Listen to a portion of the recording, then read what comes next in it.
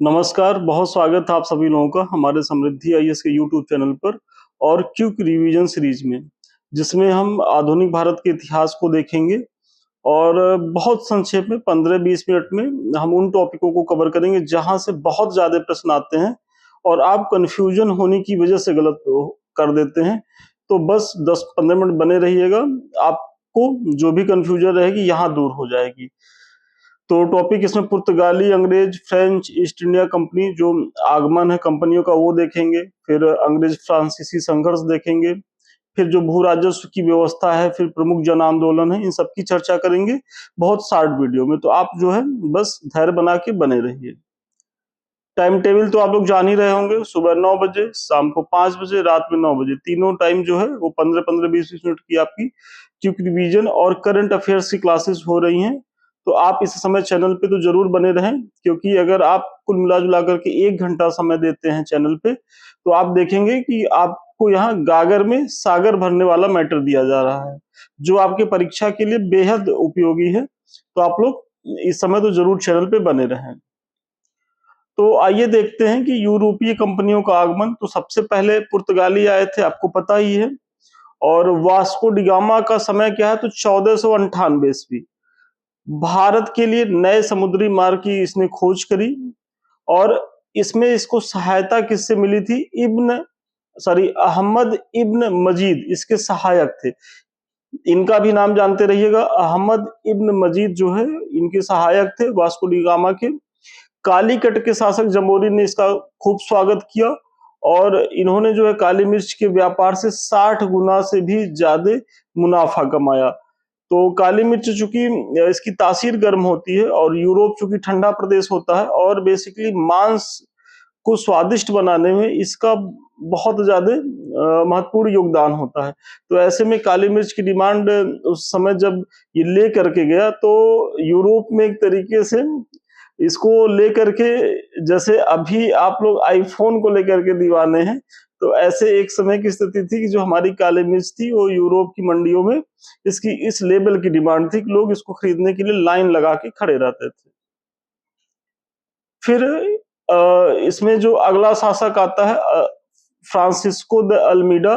तो भारत में प्रथम पुर्तगाली वायसराय एवं गवर्नर था। टाइम पीरियड इसका 1505 होता है और इसने ही जो है ब्लू वाटर पॉलिसी मतलब शांत जल की नीति का प्रतिपादन किया था और हिंद महासागर में प्रभुत्व भी की जो स्थापना हुई थी पुर्तगालियों द्वारा, उसका श्रेय किसे दिया जाता है, तो फ्रांसिस्को द अल्मीडा को। अब इसके बाद इसका अगला जो गवर्नर होता है अल्फांसो द अल्बुकर्क। तो भारत में पुर्तगाली शक्ति का वास्तविक संस्थापक इसे माना जाता है। 1510 ईस्वी में बीजापुर के शासक यूसुफ आदिल शाह से इसने गोवा छीना था, ये इसकी सबसे बड़ी उपलब्धि थी। मलक्का एवं हरमुज, जो हरमुज फारस की खाड़ी के मुहाने पर है, पर इसने अधिकार किया और साथ ही साथ कोचीन में प्रथम यूरोपीय एवं पुर्तगाली दुर्ग का निर्माता भी ये था। और ये कब बना था, तो 1503 में। तो ये सब किसकी उपलब्धियां, तो अल्फांसो द अल्बुकर्क की हैं। फिर आइए अंग्रेज ईस्ट इंडिया कंपनी। तो पुर्तगाली के बाद इनका क्रम आता है और 1599 ईस्वी में इंग्लैंड में एक मर्चेंट एडवेंचर्स नामक दल द्वारा इसकी स्थापना की गई। दिसंबर 1600 में महारानी एलिजाबेथ प्रथम द्वारा कंपनी को पूर्व के साथ व्यापार करने की जो है वो अनुमति प्रदान की गई। कितने वर्षों के लिए, तो 15 वर्षों के लिए। भारत का उस समय अगर मुगल बादशाह देखेंगे, तो चूंकि आप लोग जानते ही होंगे कि 1605 ईस्वी तक जो है, 1556 से 1605 ईस्वी तक का जो समय होता है वो अकबर का होता है। तो उस समय भारत के शासक कौन थे, अकबर थे। और ये प्रश्न पूछा गया था, आप लोग जहांगीर से कंफ्यूज मत होइएगा। जब यूरोप में अंग्रेजी ईस्ट इंडिया कंपनी मतलब इंग्लिश ईस्ट इंडिया कंपनी की स्थापना हुई थी, उस समय भारत में शासक कौन था, तो भारत का शासक अकबर था। 1611 ईस्वी में कंपनी द्वारा सर्वप्रथम अस्थायी कारखाना मसूलीपट्टनम में स्थापित किया गया। तो 1611 में जो कंपनी द्वारा अस्थायी कारखाना स्थापित किया गया था, वो कहाँ स्थापित किया गया था, तो मसूलीपट्टनम में।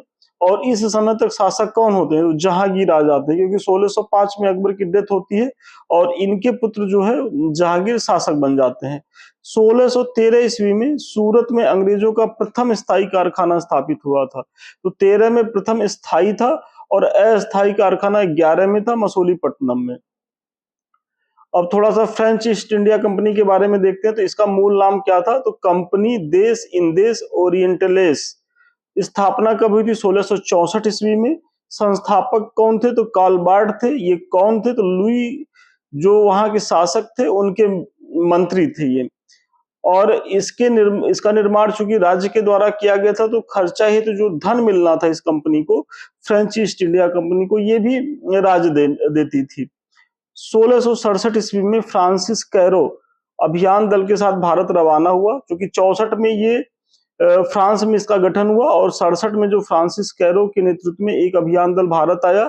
1668 ईस्वी में सूरत में प्रथम फ्रांसीसी व्यापारिक कारखाने की स्थापना हुई और 1679 ईस्वी में मसूलीपट्टनम में दूसरी फ्रांसीसी कोठी स्थापित हुई। तो फ्रांसीसियों की पहली व्यापारिक कोठी कहाँ स्थापित हुई थी? तो सूरत में, और दूसरी जो है वो मसूलीपट्टनम में स्थापित हुई थी। इसको भी आप जानते रहिएगा।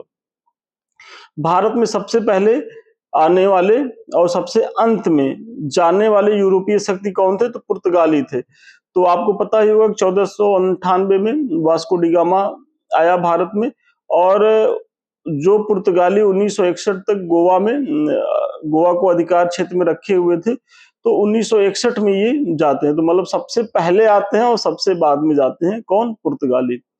यूरोपीय शक्तियों में सर्वप्रथम भारत में सामुद्रिक व्यापारिक केंद्र स्थापित किया किसने? तो पुर्तगालियों ने किया। और पुर्तगालियों ने अपनी दूसरी फैक्ट्री स्थापित की कहां? तो कन्नौर में। हुगली स्थित पुर्तगाली बस्तियों को पूरी तरह नष्ट किया गया था किसके द्वारा? तो मुगल बादशाह शाहजहां द्वारा। कई बार ये पूछा गया है कि हुगली में जो है पुर्तगाली बस्तियों को पूरी तरह नष्ट किसने किया था? तो मुगल बादशाह शाहजहां के द्वारा किया गया था। और उसके बाद मसूलीपट्टनम जो है प्रथम डच फैक्ट्री की स्थापना जो है वो हुई थी। तो मसूलीपट्टनम में जो है प्रथम डच फैक्ट्री की स्थापना हुई थी।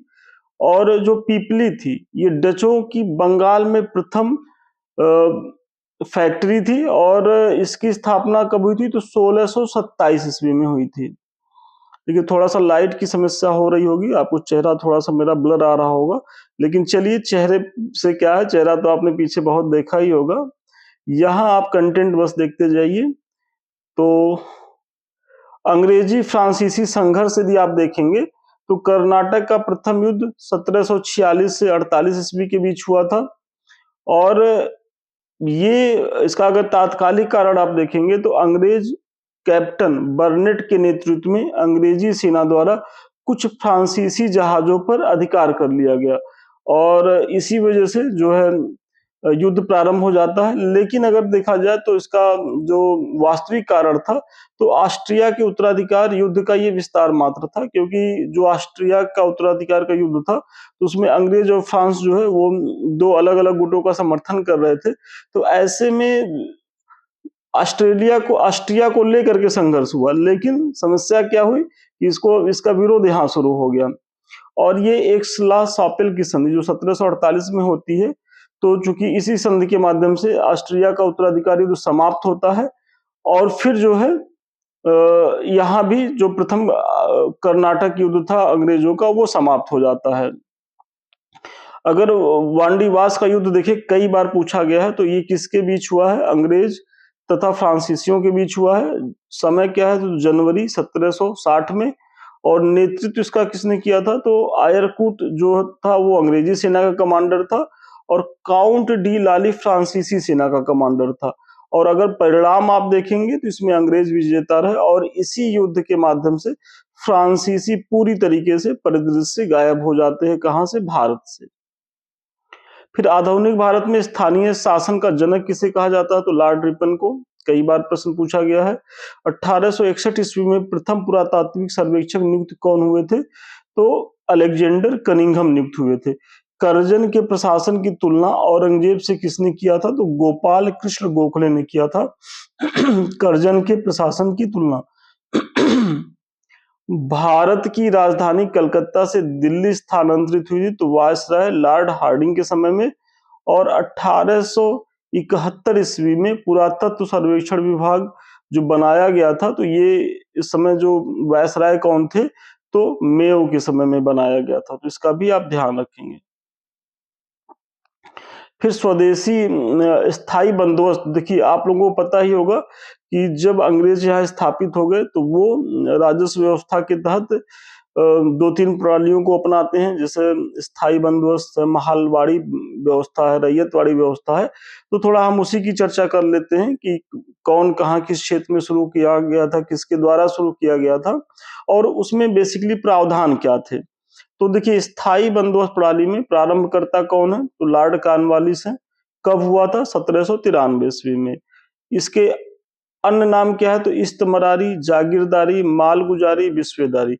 तो अगर स्थायी जो बंदोबस्त प्रणाली है उसकी जगह इस्तमरारी, जागीरदारी, मालगुजारी, विस्वेदारी आए तो आपको जो है कंफ्यूज नहीं होना है। क्षेत्र इसका क्या है, तो बंगाल, बिहार, उड़ीसा, उत्तर प्रदेश के वाराणसी तक के क्षेत्र में ये लागू था क्या, स्थायी बंदोबस्त प्रणाली। और ब्रिटिश शासन ब्रिटिश भारत के लगभग 19% क्षेत्र पर यह लागू था। तो स्थायी बंदोबस्त प्रणाली का जो क्षेत्र था वो बंगाल, बिहार, उड़ीसा, उत्तर प्रदेश के वाराणसी तक के क्षेत्र में था, और ये भारत के 19% जो क्षेत्र पर था लागू था। और अगर इसमें आप प्रावधान देखेंगे तो जमींदारों का एक नया वर्ग भूस्वामी घोषित हुआ, पहली चीज। भूमि के लगान का 10/11 भाग कंपनी को देना था, और 1/11 भाग किसके पास होना था, वो जमींदारों के पास होना था। और अगर रैयतवाड़ी व्यवस्था देखा जाए, जो दूसरी व्यवस्था है, अभी आपने पीछे जमींदारी देखा, तो रैयतवाड़ी व्यवस्था में जन्मदाता कौन है, टॉमस मुनरो, कैप्टन रीड, कई बार प्रश्न पूछा गया है। सर्वप्रथम तमिलनाडु के बारामहल जिले में ये लागू हुआ था, और मद्रास, बंबई के कुछ हिस्से, पूर्वी बंगाल, असम तथा कुर्ग में लागू हुआ। तो देखिए सर्वप्रथम तमिलनाडु के बारामहल जिले में लागू हुआ था, लेकिन आप देखेंगे आगे चल करके मद्रास, बंबई के कुछ हिस्से, पूर्वी बंगाल, असम और कुर्ग में ये लागू हुआ। ब्रिटिश भारत के 51% भू क्षेत्र पर यह लागू था। तो आप देखेंगे जो रैयतवाड़ी व्यवस्था थी वो ब्रिटिश भारत के सर्वाधिक क्षेत्र पर यह लागू थी। और रैयत के लिए प्रावधान क्या थे, तो भूमि के मालिकाना और कब्जादारी अधिकार प्रदत्त किया गया। तो भूमि का मालिकाना हक किसे बनाया गया, रैयतों को बनाया गया। इस व्यवस्था के तहत कृषक भू स्वामित्व की स्थापना हुई और उच्च लगान दर इसमें स्थापित की गई थी। तो ये सारी व्यवस्था किसकी है, तो रैयतवाड़ी व्यवस्था की है। अब जो तीसरा है महालवाड़ी पद्धति, इसके बारे में चर्चा कर लेते हैं। तो प्रत्येक ग्राम अथवा महाल मतलब जागीर का एक भाग के साथ ये स्थापित हुई थी, और ग्राम समाज ही सम्मिलित भूमि और अन्य भूमि का स्वामी होता था। तो मतलब इसमें जो है पूरे एक ग्राम समाज को ही एक महाल के रूप में मान लिया गया, और जो भी टैक्स वैक्स लगाना था उसी पूरे ग्राम समाज के ऊपर लगाया जाता था सामूहिक रूप से। उत्तर प्रदेश, मध्य प्रांत एवं पंजाब में कुछ परिवर्तनों के साथ इसे लागू किया गया, और ब्रिटिश भारत के 30% भू क्षेत्र पर यह लागू हुआ था। तो देखिए जहां जो जमींदारी व्यवस्था थी 19% पे थी, फिर आप रैयतवाड़ी देख रहे हैं तो 51% पे थी, और 30% पे जो है वो महालवाड़ी व्यवस्था थी। तो आप इसका भी ध्यान रखेंगे। अब कुछ जन आंदोलन देख लेते हैं। इसमें सबसे महत्वपूर्ण संथाल विद्रोह, टाइम देख लीजिए 1855 से 56। आदिवासी विद्रोह था। अगर क्षेत्र आप देखेंगे तो दामन को जो झारखंड वाला एरिया है और छोटा नागपुर वाले क्षेत्र में था ये। मूलतः आर्थिक कारणों से ये प्रारंभ हुआ था। नेतृत्व इसका किसने किया था, सीधू, कान्हू, चांद, भैरव नामक 4 भाइयों ने किया था। 1855 ईस्वी में संथालों ने भागलपुर क्षेत्र में विद्रोह किया। मेजर बारो के नेतृत्व में विद्रोह को दबाने गई सेना को संथालों द्वारा पराजित भी होना पड़ा था। तो ये भी जानते रहिए, हालांकि बाद में इस विद्रोह का दमन कर दिया गया अंग्रेजों के द्वारा, लेकिन जब ये शुरू हुआ था तो वाकई में इसकी तीव्रता बहुत ही अधिक थी। दूसरा एक विद्रोह होता पागलपंथ। यह एक अर्ध धार्मिक संप्रदाय था, और इसके जो नेता थे वो करमशाह थे। जमींदारों के द्वारा मुजारों पर किए गए अत्याचार के विरुद्ध आंदोलन, और इसमें फिर करमशाह के बाद टीपू भी इसमें नेतृत्व प्रदान करते हैं। और इसमें बेसिकली जो जमींदार वर्ग थे और जो उनके जमीनों पे काम करने वाले जो मुजारों थे, मतलब मुजारा वही जो काश्तकार थे, तो उन पे जो अत्याचार जमींदारों के द्वारा किया जाता था, तो उसके खिलाफ ये विद्रोह था।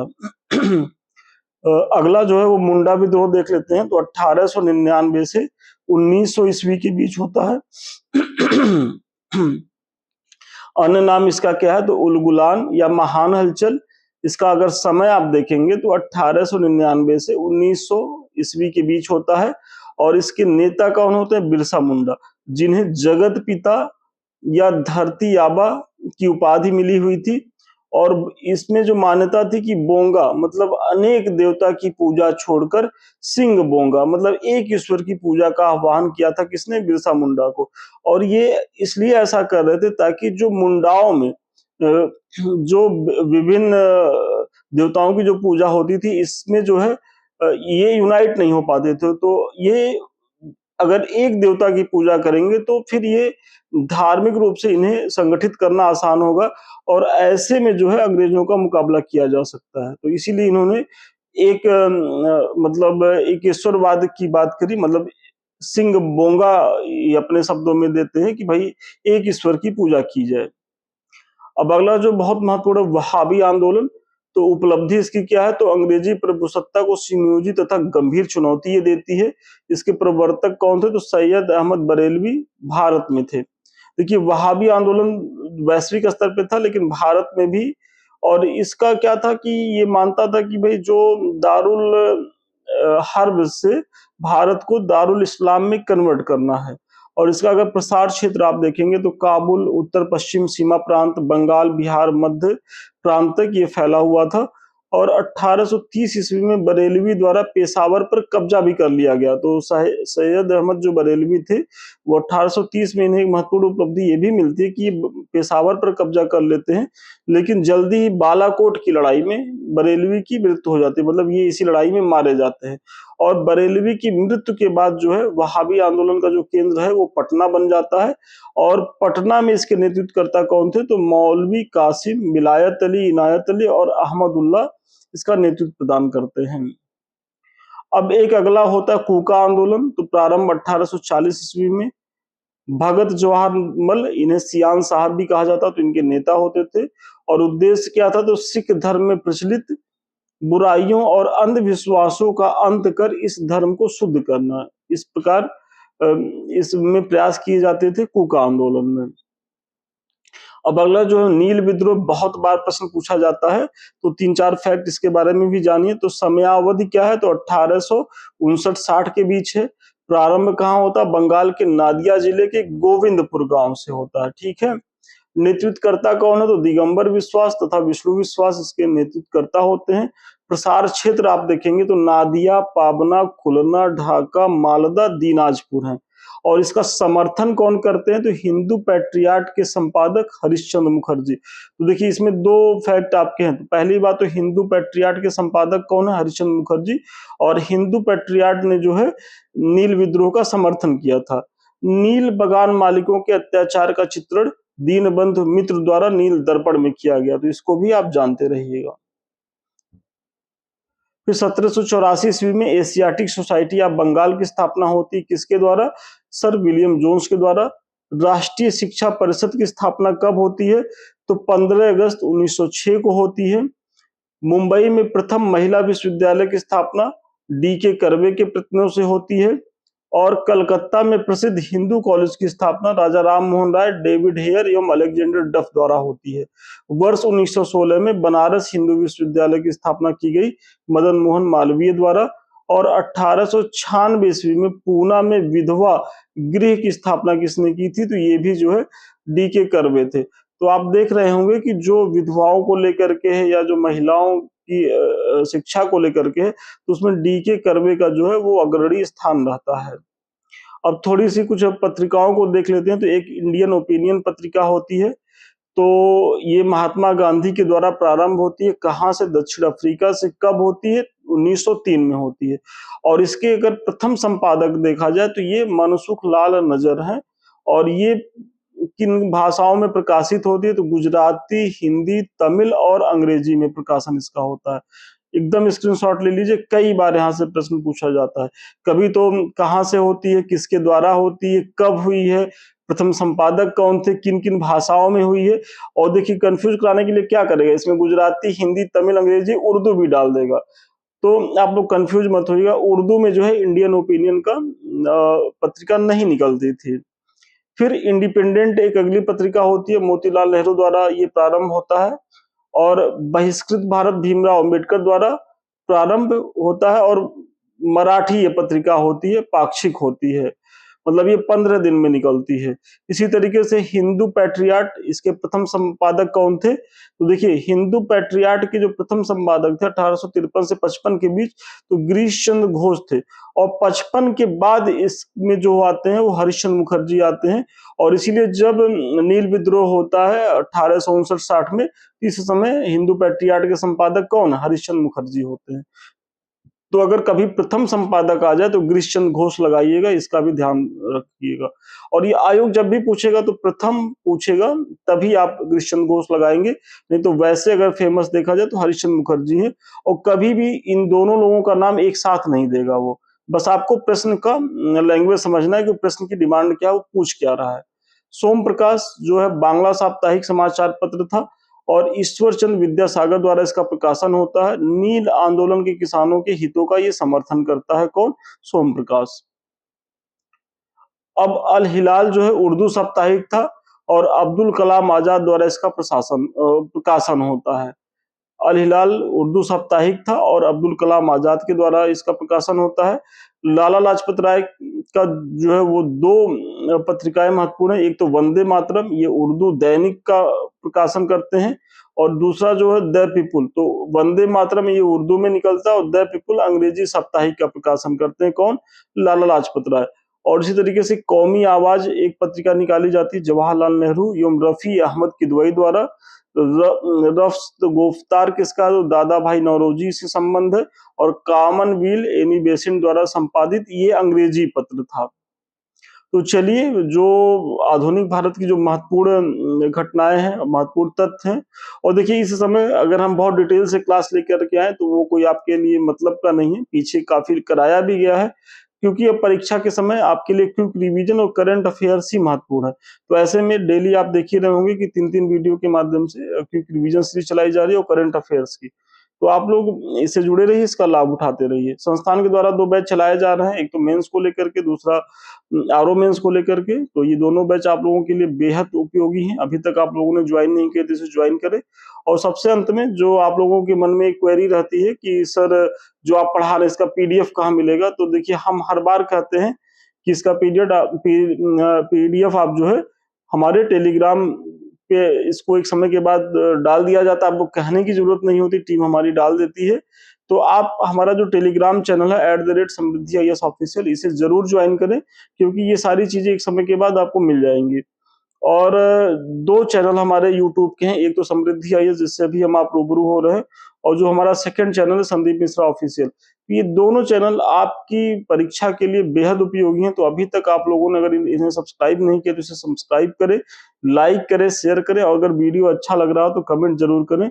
और अधिक जानकारी के लिए या हमसे बात करना आप चाहते हैं तो 7303307507 पे संपर्क कर सकते हैं। तो ठीक है, अभी के लिए इतना ही। पुनः मिलते हैं नए वीडियो में, तब तक के लिए धन्यवाद, शुभकामनाएं आपको।